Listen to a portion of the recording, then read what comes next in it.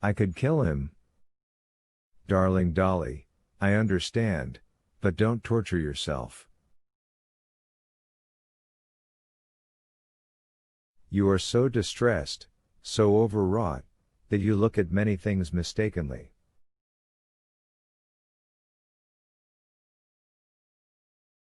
Dolly grew calmer, and for 2 minutes both were silent. What's to be done? Think for me, Anna, help me. I have thought over everything, and I see nothing. Anna could think of nothing, but her heart responded instantly to each word, to each change of expression of her sister-in-law.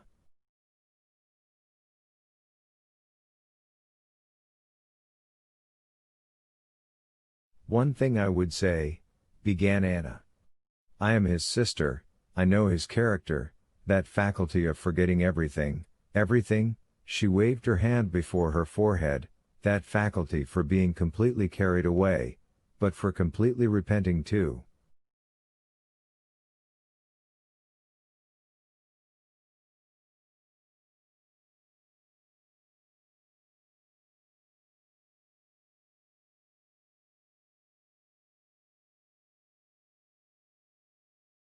He cannot believe it, he cannot comprehend now how he can have acted as he did.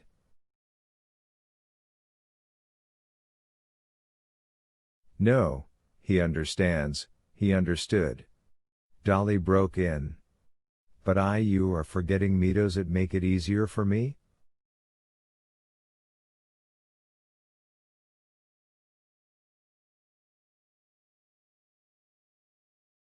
Wait a minute. When he told me, I will own I did not realize all the awfulness of your position.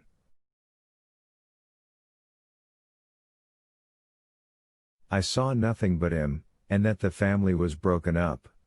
I felt sorry for him, but after talking to you, I see it, as a woman, quite differently. I see your agony, and I can't tell you how sorry I am for you.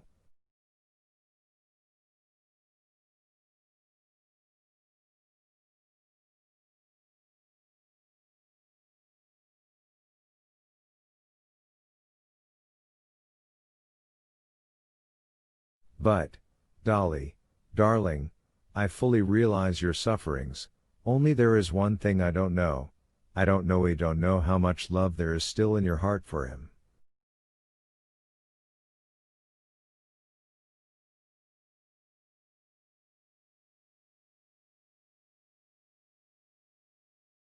That you know whether there is enough for you to be able to forgive him. If there is, forgive him. No, Dolly was beginning, but Anna cut her short, kissing her hand once more.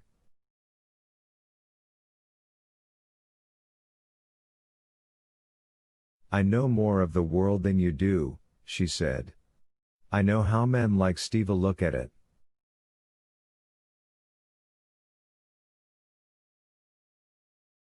You speak of his talking of you with her. That never happened.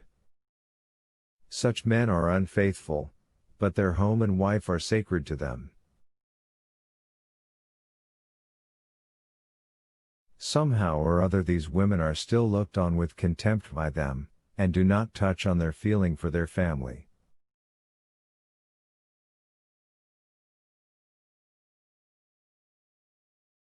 They draw a sort of line that can't be crossed between them and their families. I don't understand it, but it is so. Yes, but he has kissed her. Dolly, hush, darling. I saw Steva when he was in love with you.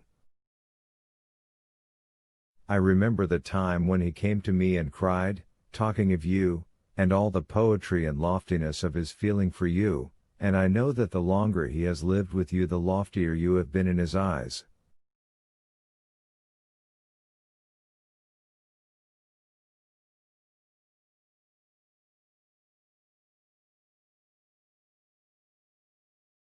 You know we have sometimes laughed at him for putting in it every word. Dolly's a marvelous woman. You have always been a divinity for him, and you are that still, and this has not been an infidelity of the heart.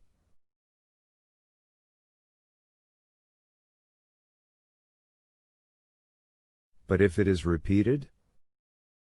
It cannot be, as I understand it. Yes, but could you forgive it? I don't know, I can't judge.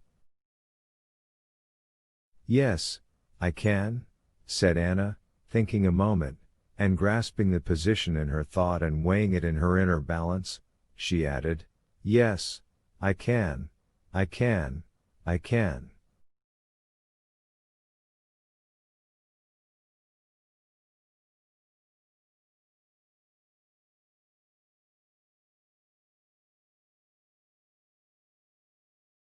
Yes, I could forgive it.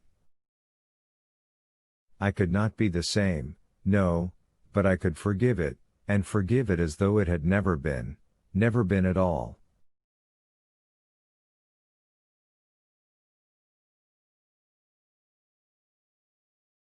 Oh, of course, Dolly interposed quickly, as though saying what she had more than once thought, else it would not be forgiveness.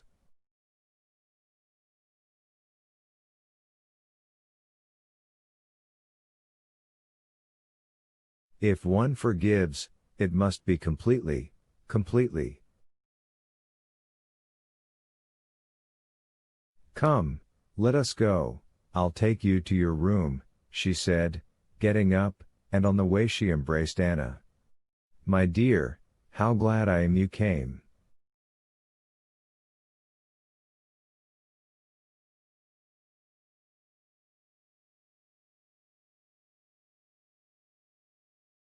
It has made things better, ever so much better.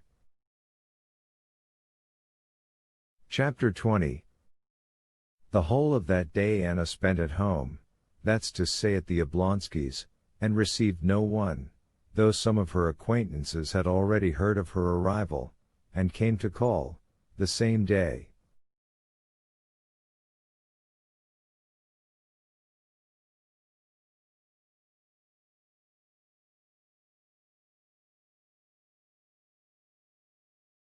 Anna spent the whole morning with Dolly and the children. She merely sent a brief note to her brother to tell him that he must not fail to dine at home.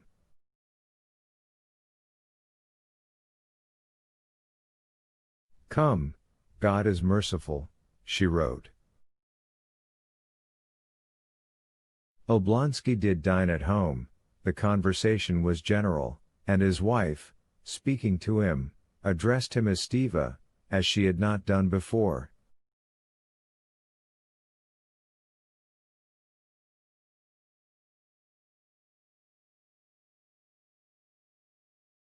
In the relations of the husband and wife the same estrangement still remained, but there was no talk now of separation, and Stepan Arkadyevitch saw the possibility of explanation and reconciliation.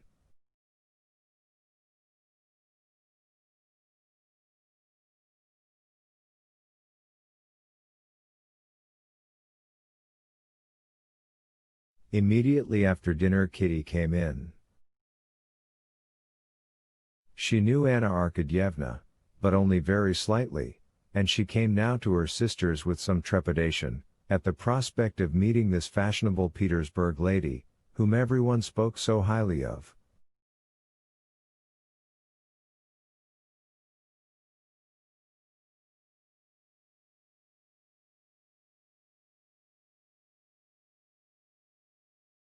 But she made a favorable impression on Anna Arkadyevna, she saw that at once.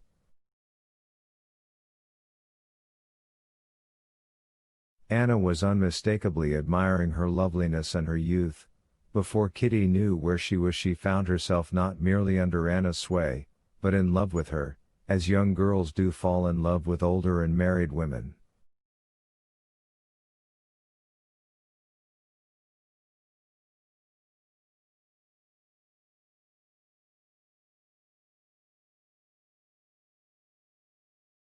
Anna was not like a fashionable lady, nor the mother of a boy of 8 years old. In the elasticity of her movements, the freshness and the unflagging eagerness which persisted in her face, and broke out in her smile and her glance, she would rather have passed for a girl of 20, had it not been for a serious and at times mournful look in her eyes, which struck and attracted Kitty.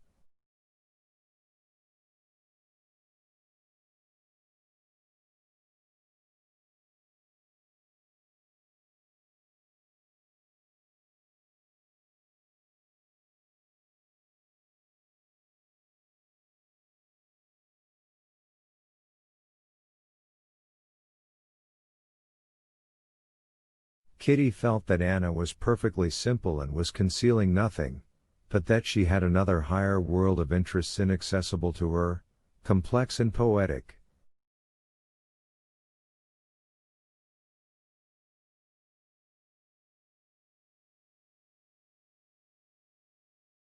After dinner, when Dolly went away to her own room, Anna rose quickly and went up to her brother, who was just lighting a cigar.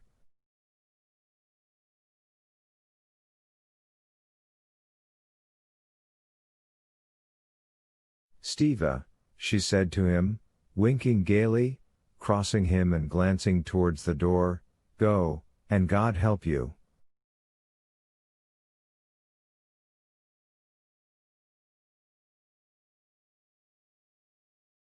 He threw down the cigar, understanding her, and departed through the doorway.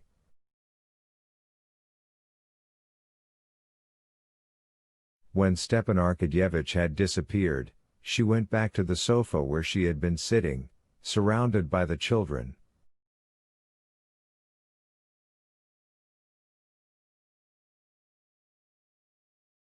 Either because the children saw that their mother was fond of this aunt, or that they felt a special charm in her themselves, the two elder ones, and the younger following their lead, as children so often do, had clung about their new aunt since before dinner, and would not leave her side.